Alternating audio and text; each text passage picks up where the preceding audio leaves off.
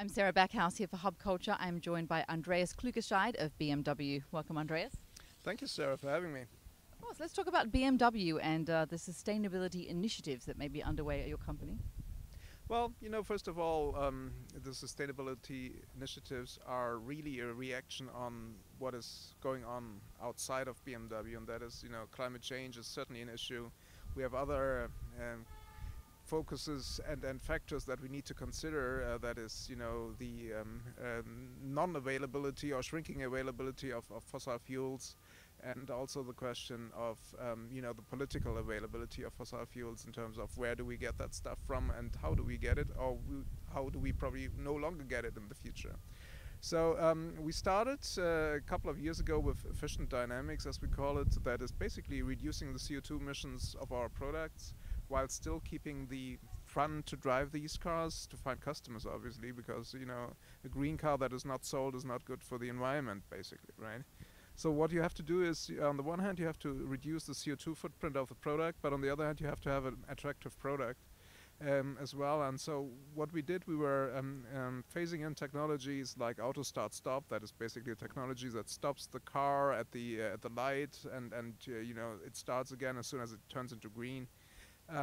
But also stuff like turbocharging, and hence bringing down the capacity of the engine in terms of the volume of the cylinders and so on, but still keeping the same power while reducing the CO2 emissions in terms of exhausts.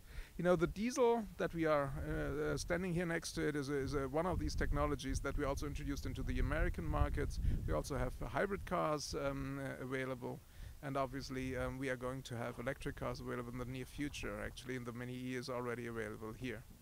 How has the response been to the Mini? I know you've had some test drivers, the lucky few who got chosen to test drive the car for a year. If you're ever looking again, I willingly raise my hand. But how was it received? Well, it was received very positively. Actually, we have overall 600 cars in the US market, but also in Germany and in the United Kingdom. And one of them is just passing by, and the only sound that you hear is basically the tires. But and when you're referring to the lucky few, you can be, if you're interested. Next year, one of the lucky few customers of our 1 Series, the BMW, will be available next year as an electric car with larger numbers in the markets, and so it goes on. It's kind of a ramp up for the megacity vehicle that we bring into the market in 2013 then. Now, being a German company and Germany being very advanced when it comes to sustainability, does that give you an edge as far as the automotives go? It might be, obviously the German environment, in the sense of, we had green parties in government.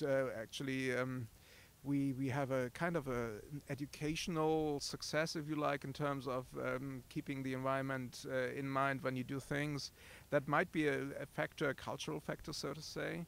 But on the other hand, a driving force is probably an international one. That is the fact that the car industry is relying 100% on fossil fuel currently as a business case. And we know that this, in the midterm at least, will not be sustainable. So all of us have to change. As you were saying, in Germany we are probably having our ears wider open to that challenge than other countries do. But again, we see it globalized. It's a rising awareness that has been part of that conference today as well, right? And finally, on the conference, how have you found it? Have you learned anything interesting? Well, I've been to the Global Governors Climate Conference last year already in Los Angeles, and this year it's in Davis, which is a different environment. But I think it has been a good idea to change from Los Angeles to Davis, and maybe next year it will be another place, but this academic environment here, that clear focus on the science, business, and policy tools that you have to mitigate CO2 emissions has been certainly a big asset for the conference here. Well, Andreas, thank you so much for your time. Thank you, sir.